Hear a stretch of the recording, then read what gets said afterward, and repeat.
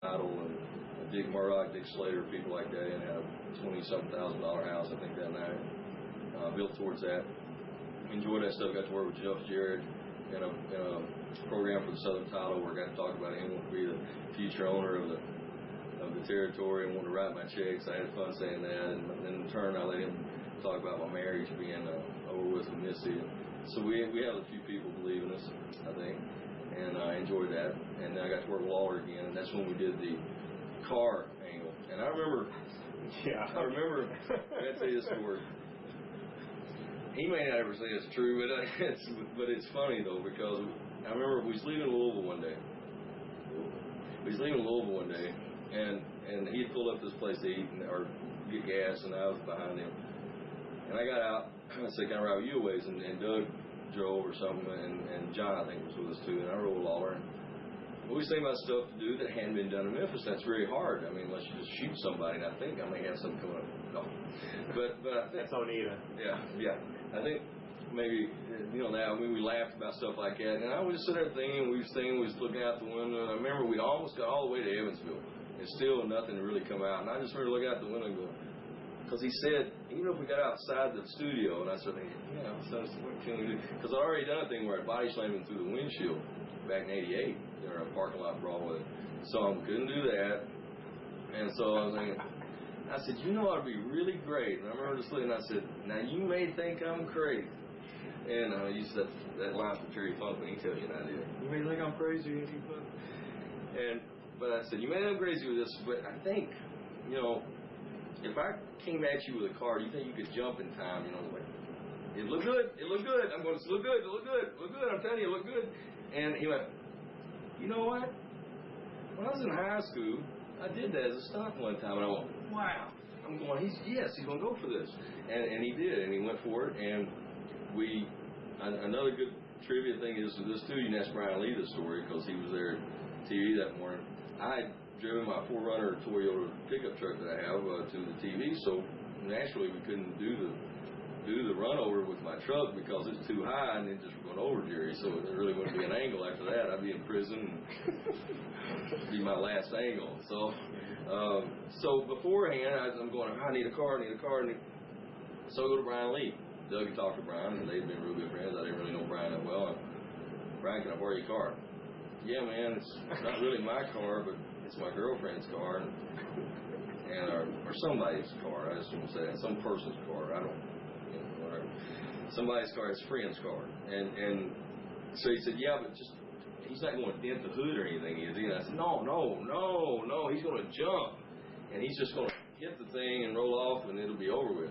He said, okay, man, just, don't dent it up. It's not my car. I said, okay, don't worry about that. Don't worry about a dent. He will not dent it. And he didn't. It thing punched so fast when I take off from this thing, and he didn't realize it either. And I didn't think of whatever, I forget, it was a Ford or something, Taurus or something, but I didn't think it had to pick up from the point where I was at, and it did. When I hit the floorboard, I remember seeing Eddie Marlin still standing there thinking, I'm going to hit him, and what do? I can't stop, it's live TV. And I go straight, and Lawler went to jump, but I was too fast for him. And it knocked him up. It hit his leg that he broke in a football game back in 77 or 78 or something. It hit him in the side of the leg there, and it knocks him up on the car when you see the thing. And the first thing that I remember seeing whenever I hit him was his ass in my face through the windshield. He busted the windshield of the car. He didn't dent it, the hood. He busted the windshield, but his rear end was right in my face. And then he went over the top. And I remember it was so bad, the feeling of it, and the hit, and the lick, and just the feeling, the adrenaline going on at the time, because I thought, you only get one take at this, and plus, and that's just, but it's live TV. Nothing's been rehearsed. I have rehearsals in wrestling, and there's not rehearsals, and not for my stuff anyway. So, and going at a guy on live TV, it's life or death, and you don't know for sure what's happening. And I remember driving off with Doug, and I stopped for a very short second on the tape, or slow down. And what I say to Doug is, do you think he's okay? And Doug turns around and looks and says, I think you killed him. And I remember oh no. And I drove on off, and I drove off and we pulled out of the parking lot. We went up and there was like a Poncho's Mexican restaurant like 2 blocks up. And the winch, and by now I'm going, what do we tell Brian? You know, what do we say to Brian? He's just kill me. You know, I killed the guy and I got the windshield taken care of. This guy's going to be dead either way here. I think about prison. I'm turning in this restaurant to turn around to go back to the TV station. All of a sudden, these boys are watching it on TV on the inside. They come around and say, "Oh, you just ran over Laura in the car. He's dead." Ah! And they're yelling at me and laughing. And oh, man, we got to get back, Doug. And I pulled back down the street, and I let Doug out in front of WMC Channel 5. And I said, "Go in and tell Brian about his windshield before I get back in here." I said, "Go in, because you're better friends with him. You can explain this to him." So there's a Mr. Pride car wash right next to the WMC Channel 5 across from it there. And so first thing I think about is trying to make this car look as clean as possible when Brian sees it. So this is during the TV show. I pull into Mr. Pride. The windshield is broken. I get out. All of a sudden I hear an ambulance coming. I get out. This lady comes out and says, "What can I do for you?" And I said, "Well, can you vacuum out the glass in here? I just ran over Jerry Lawler right over park because I wanted to make sure she knew it was wrestling. I didn't know if she knew me, knew anything, and I just wanted to, don't ask any questions. I've got to get back. Can I leave the car here? Can you?" And he said, "Oh, yeah. Oh, look what he did. He went over with Jerry Lawler." So I go trotting back up the sidewalk. Now I see the ambulance pulling into the parking lot. I'm going, "Oh, he is. He's hurt. I've done it. You know, I've done it. This is the one. This is the guy I probably have more respect for than anybody, and I probably just ended everything of him. His legs were no telling what. I just remember I figured his ass had to be broke. So anyway, so I remember getting back into the studio. Lawler was in the back, but he's sitting there, and he's got his pants up, and the bruise is there, and then his hip is already turning black and blue from the deal, and I'm like, oh my God, I'm just worried about this now. I'm pacing the floor, and went, "Oh, you need to go to the doctor, get x-rays, the whole deal." The ambulance outside. The ambulance was there because a wrestling fan in Memphis, a bunch of them, had called them, not anybody from the TV station. Wrestling fans watching the show, the live show, called the ambulance to come and get him. Also, what the wrestling fans went ahead and did for us is they called the police to come and get me, because we wound up having 3 different sets of policemen, two guys coming in each time, 3 different times, to come to the front to get me. And they held them off, giving them some reasons that I had left or nothing really happened, and they said, "Well, we have to do something because it was on Channel 5 parking lot, and the fans had called in. They were going to have to do anything, even if there was no charges pressed. They still had to question me or whatever." After the 3rd time, I figured it was about time I left TV. So Doug and I snuck out the back door.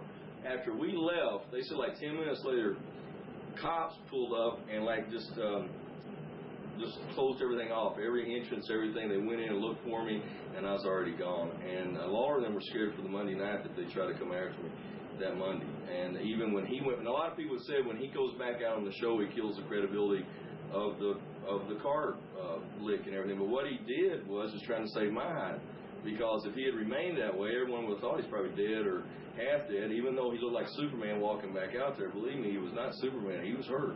And he was hurt real bad, but he was just trying to save me and my scalp on the thing, by letting the people know at home that I'm better, I'll be there Monday night, I won't kick his rear end, da-da-da-da-da. So, when I look back at it, I wish, too, that he had taken off like 2 months. And I even said, even if I had to go to jail for a week, if it'd get a wrestling angle over publicity of it and everything, I'd just about do anything for business. I'd have stayed in jail 7 days. If it would have done the right business, I would have done it. So. You heard it here first. Okay, that was the car angle. Yeah, because there's a big misconception. Most people, I've had about half a dozen people call me this week and ask them if he hit the accelerator hard on purpose. No, I did. That was Lawler and I. We were scared that it would look like I was going slow. When we talked about it, we kept saying to each other, and I was saying it to him, because before I went out there, he said, "Make sure you hit it, or don't." And I said, "Don't worry. It's live TV. You don't have to worry. I don't want to get 1 star in Dave Meltzer sheet. I want 4 for this angle." And so, and he didn't go on the gas fast enough, so we're gonna have to take a star away there. So I did. I went on it fast, but not on purpose. On purpose, get the angle over, not on purpose to hurt him. Now, No. maybe to run over Eddie Marlin. I think he gets in a wheelchair.